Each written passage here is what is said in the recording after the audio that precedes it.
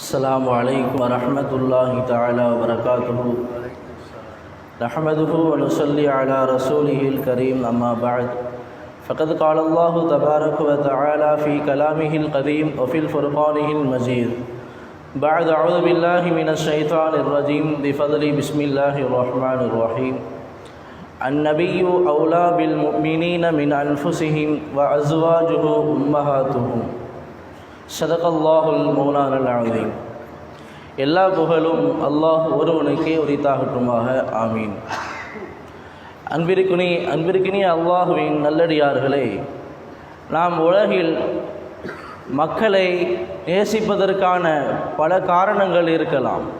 உலகில் நம்முடைய காரியங்கள் ஆக வேண்டும் என்பதற்காக, ஆகி இருக்கிறது என்பதற்காக, இதுபோன்ற பல காரணங்கள் நாம் ஒருவரின் மீது வைக்கக்கூடிய பாசத்திற்கும் நேசத்திற்கும் ஒரு காரணமாக அமைந்து விடுவது உண்டு. ஆனால் பெருமானார் ஸல்லல்லாஹு அலைஹி வஸல்லம் அன்னவர்களை அல்லாஹு தஆலா குர்ஆனில் அறிமுகப்படுத்தப்படுகிற பொழுதே அந்நபியு அவுலா பில் முஃமினீன மின் அன்ஃபுஸிஹிம், பெருமானார் ஸல்லல்லாஹு அலைஹி வஸல்லம் அன்னவர்கள் முஃமின்களுடைய உயிரை விடவும் மேலானவர்கள் என்று அல்லாஹு தஆலா குர்ஆனில் குறிப்பிடுகிறான். பொதுவாகவே முஃபஸ்ஸிரீன்கள், திருக்குர்ஆன் விளக்க உரையாளர்கள் அன்பை, பாசத்தை, ஒரு மனிதன் இன்னொரு மனிதனின் மீது வைக்கக்கூடிய பாசத்தை 4 வகையாக பிரிக்கிறார்கள். முதலாவது, ஒரு மனிதன் பிற மனிதனை அழகுக்காக வேண்டி அவன் நேசிப்பான். அழகாக இருந்தால் இயற்கையாக அவன் மீது பாசம் வருவது உண்டு.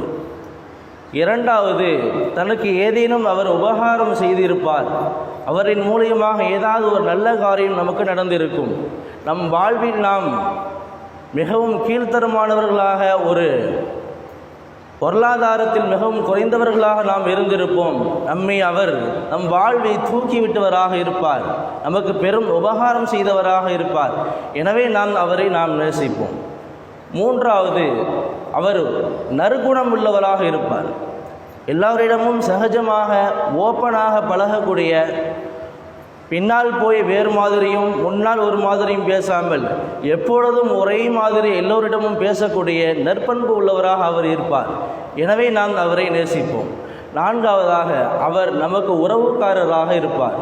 எனவே இந்த 4 காரணத்திற்காக வேண்டி ஒரு மனிதன் பிற மனிதனை நேசிக்கிறான் என்று முஃபஸ்ஸிரீன்கள் நமக்கு விளக்கம் சொல்கிறார்கள். பெருமானார் ஸல்லல்லாஹு அலைஹி வஸல்லம் அவர்களை நாம் நேசிப்பது எந்த அடிப்படையில்? இந்த 4ம் பொருந்துமா அல்லது வேறு வகையா என்று நாம் யோசிக்க போனால், இந்த 4 வகையும் பெருமானார் ஸல்லல்லாஹு அலைஹி வஸல்லம் அவர்களுக்கு மிகவும் பொருத்தமானதாக இருக்கும். முதலாவது, அழகு. பெருமானார் ஸல்லல்லாஹு அலைஹி வஸல்லம் அவர்களை விட உலகில் மிக அழகானவர் வேறு யாரும் எந்த ஒரு படைப்புமே இல்லை. அதனால்தான் ஹஸ்ஸான் இப்னு சாபித் ரலியல்லாஹு அன்ஹு அவர்கள் பெருமானாரை புகழ்கிற பொழுதே, யா ரசூலல்லாஹ், நீங்கள் எப்படி விரும்பினீர்களோ அதே போல படைக்கப்பட்டிருக்கிறீர்கள், உலகில் உங்களை விடவும் அழகான ஒரு குழந்தையை எந்த ஒரு பெண்ணும் பெற்றெடுக்கவில்லை என்றெல்லாம் பெருமானார் ஸல்லல்லாஹு அலைஹி வஸல்லம் அவர்களை புகழுவார்கள்.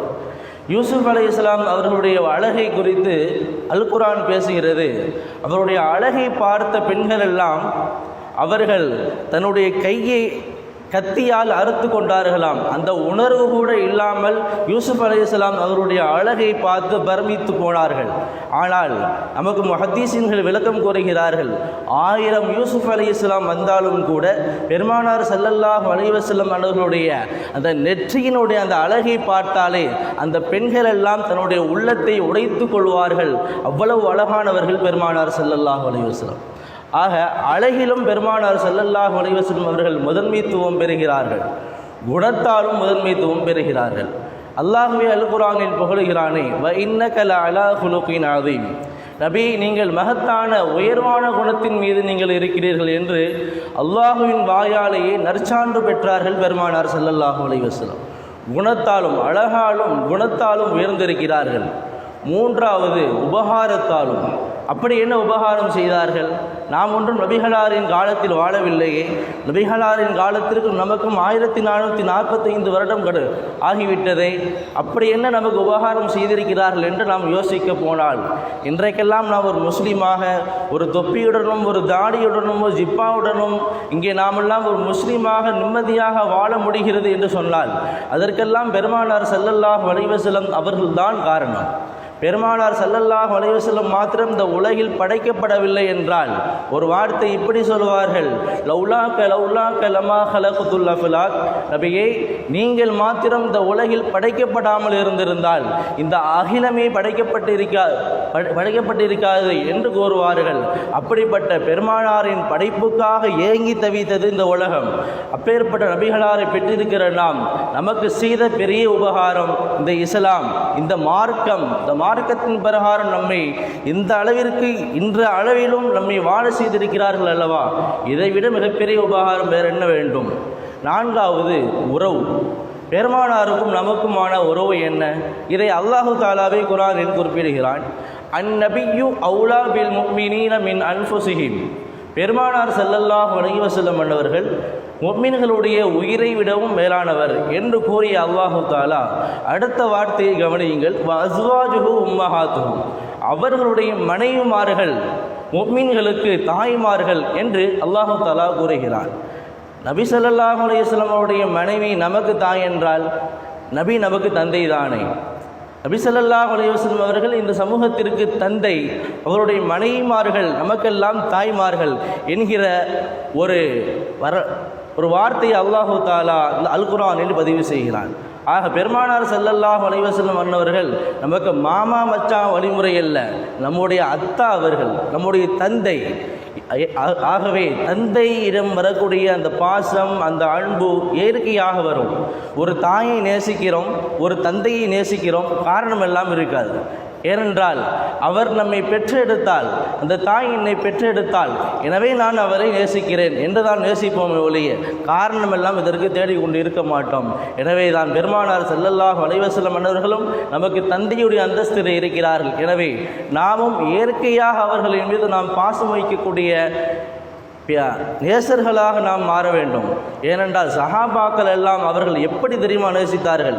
ஹுபைப் ரலியல்லாஹு அன்ஹு தூக்கும் எடையில் ஏறுவதற்காக வேண்டிய எதிரிகள் எல்லாம் அவர்களை தயார் நிலையில் வைத்திருக்கிறார்கள்.